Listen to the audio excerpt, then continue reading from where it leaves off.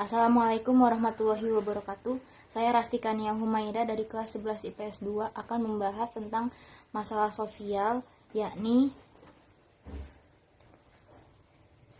angka kemiskinan di Indonesia yang naik akibat pandemi COVID-19 dari sindonews.com.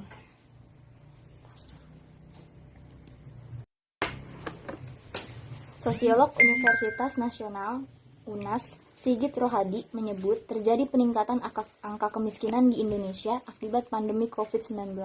Jika sebelum pandemi, angka kemiskinan berkisar 9,5% dari jumlah penduduk Indonesia. Setelah pandemi, saat ini jumlahnya meningkat jadi 15-17%, kata Sigit saat dihubungi MNC Portal Indonesia pada Selasa, 3 Agustus 2021. Dia menyebut bahwa kelompok yang paling rentan terjun di bawah garis kemiskinan ialah pekerja informal. Hal itu terjadi karena pekerja informal berbeda dengan kelompok formal yang dapat bekerja dari rumah. Banyak juga pekerja yang dipecat, jelasnya. Jika pandemi COVID-19 tidak segera terselesaikan, akan terjadi dampak sosial di tengah masyarakat. Hal paling mencolok terjadi meningkatnya kasus kekerasan di Indonesia. Pemerintah tekor memberikan subsidi kekerasan akan meningkat dan aparat polisi akan kewalahan, pungkasnya. Jadi kesimpulan berita yang telah saya bacakan adalah kemiskinan itu mengalami peningkatan di masa pandemi ini sebab adanya pemberlakuan pembatasan kegiatan sosial yang menimbulkan kerumunan, sehingga tak sedikit perusahaan informal yang memberhentikan pekerjanya akibat menurunnya pendapatan. Jika tak ada solusi untuk mengatasi hal ini, maka kemiskinan akan menjadi masalah besar bagi bangsa Indonesia dan berdampak pada banyak hal, termasuk meningkatnya tindak kekerasan. Sekian dari saya, terima kasih. Mohon maaf atas segala kesalahan dan kekurangannya. Wassalamualaikum warahmatullahi wabarakatuh. Assalamualaikum warahmatullahi wabarakatuh. Saya ini Saliana Putri, kelas 11 IPS 2 akan membahas masalah sosial tentang sebanyak 67% penduduk Indonesia rentan miskin. Dari berita1.com, perusahaan-perusahaan dan pemerintah perlu bekerja sama untuk memangkas kemiskinan. Sebab saat ini sebanyak 66,7% penduduk Indonesia rentan miskin menyusul hantaman pandemi COVID-19 hampir 2 tahun ini. Hal tersebut dikemukakan Kepala Badan Pemberdayaan Ekonomi Kerakyatan Kadin Bambang PS Brojonegoro dalam diskusi forum Dialog HUT ke-83 Sinarmas Economic Outlook 2022. Bertajuk Sinergi Korporasi dan Pemerintah dalam Memulihkan Ekonomi Nasional. Rabu 6 Oktober 2021. Bambang mengatakan, biasanya untuk mengurangi jumlah orang di bawah garis kemiskinan, instrumennya ada di pemerintah. Dalam hal ini melalui berbagai program bantuan sosial, seperti bantuan tunai atau cash transfer, program Keluarga Harapan atau PKH, bantuan pangan non-tunai, serta bantuan untuk pendidikan dan kesehatan seperti terkait iuran BPJS Kesehatan. Ketika seseorang keluar dari garis kemiskinan, lanjut dia, artinya tidak miskin lagi karena hidup dengan pengeluaran mulai di atas standar dasar dari garis kemiskinan. Namun dia sebenarnya masih masuk ke dalam kategori yang rentan miskin. Jadi kesimpulan dari berita yang saya bacakan adalah untuk mengurangi angka kemiskinan di negeri ini, seluruh lapisan masyarakat harus turut serta membantu. Pemerintah dan perusahaan swasta perlu membantu dengan meningkatkan lapangan dan kualitas kerja. Dengan peningkatan lapangan kerja, masyarakat akan dapat hidup lebih mandiri dan tidak akan lebih bergantung pada bantuan pemerintah. Sekian dari saya, mohon maaf atas segala kesalahannya. Wassalamualaikum warahmatullahi wabarakatuh. Assalamualaikum warahmatullahi wabarakatuh. Perkenalkan, nama saya Nailatul Muna dari kelas 11 IPS 2. Di sini saya akan membahas masalah sosial, yaitu tentang kemiskinan menurun, tapi kualitas hidup belum meningkat, dari website kompas.com. Penurunan jumlah penduduk miskin yang tercermin dari laporan Badan Pusat Statistik atau BPS dinilai tidak jadi jaminan pengentasan kemiskinan serta berkelanjutan. Meski jumlah penduduk miskin turun, kualitas hidup dan ketergantungan terhadap berbagai bantuan-bantuan dari pemerintah dianggap masih terlalu tinggi. sehingga masyarakat belum mandiri atau lepas dari kemiskinan absolut. BPS mencatat per Maret 2018, persentase penduduk miskin turun jadi 9,82% atau setara dengan 25,95 juta orang. Ini pertama kalinya persentase penduduk miskin di Indonesia pada level single digit. Sejumlah faktor yang berkontribusi pada penurunan jumlah penduduk miskin diantaranya ketepatan waktu penyaluran bantuan sosial tunai serta program bantuan lain seperti beras sejahtera atau Rasta serta bantuan pangan non-tunai atau BPNT. Ditambah dengan periode survei kemiskinan dilakukan yakni September 2017 sampai Maret 2018 yang tidak bertepatan dengan bulan puasa dan Hari Raya Idul Fitri.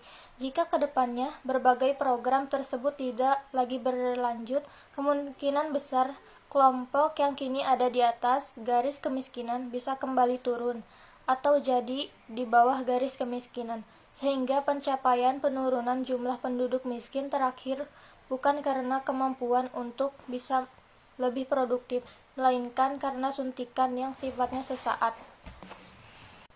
Adapun cara untuk menurunkan penduduk miskin serta meningkatkan kualitas hidup masyarakat, dinilai Ahmad sudah dilakukan pemerintah. Meski begitu, Ahmad mengingatkan agar pemerintah jangan cepat berpuas diri dan terus melakukan peningkatan standar dari program yang diadakan.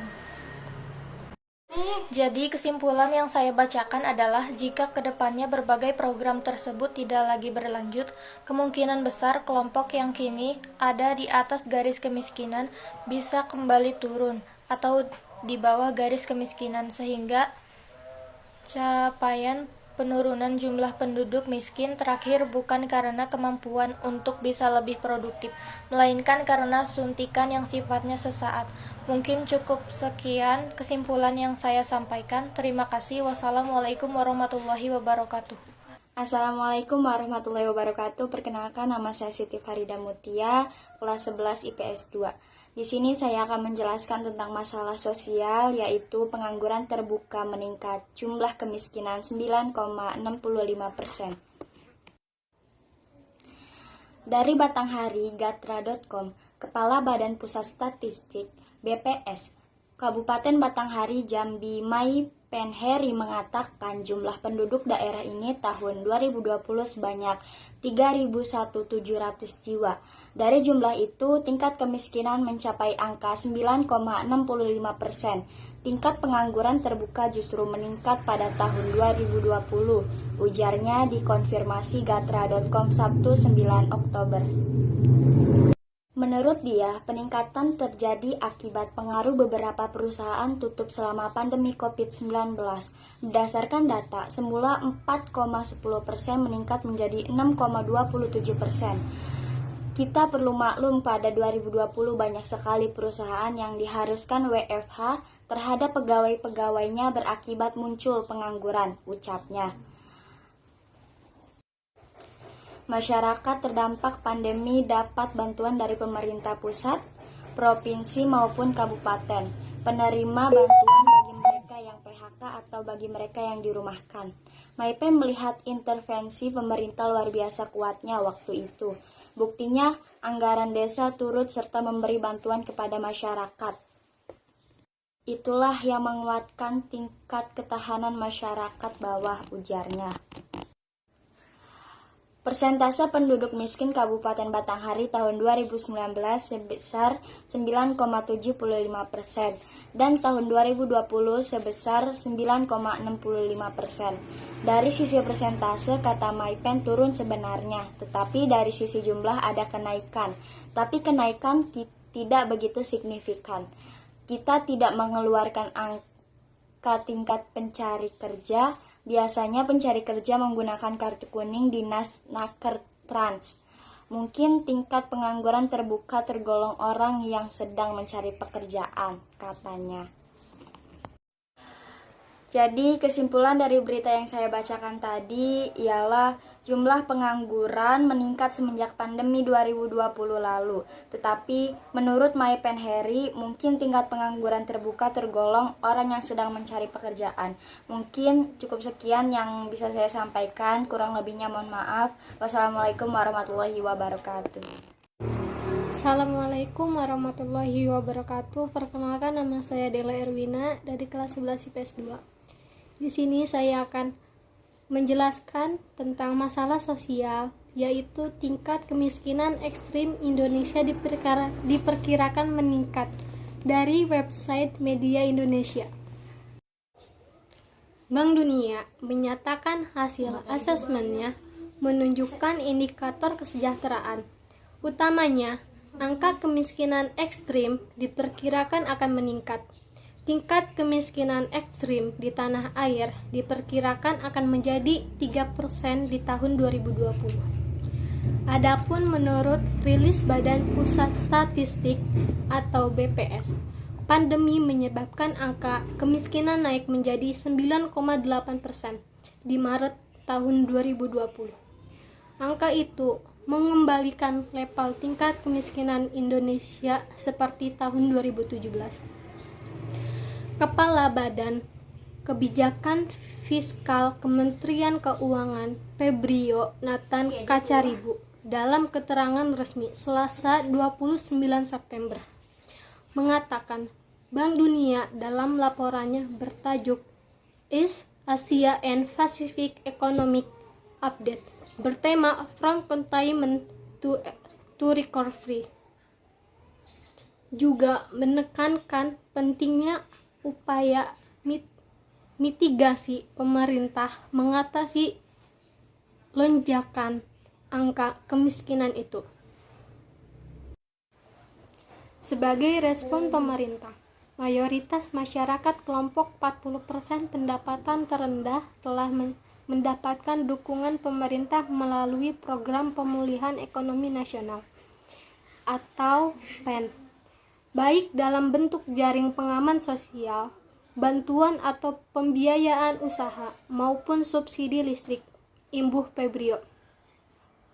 Pemerintah telah mengalokasikan anggaran sebesar 203,9 triliun atau sekitar 0,9% terhadap PDB untuk jaringan pengaman sosial. Bantuan ini bahkan tidak hanya menyasar masyarakat 40% terbawah, namun juga kelas menengah yang terdampak melalui berbagai program seperti Kartu Pekerja dan Padat Karya, sambung Febrio. Kesimpulan artikel yang saya bacakan ialah pemerintah harus mengambil kebijakan pentingnya optimalisasi program perlindungan sosial, karena hal itu akan menjadi fokus evaluasi dan perbaikan demi peningkatan efektivitas program tersebut. Terima kasih. Wassalamualaikum warahmatullahi wabarakatuh.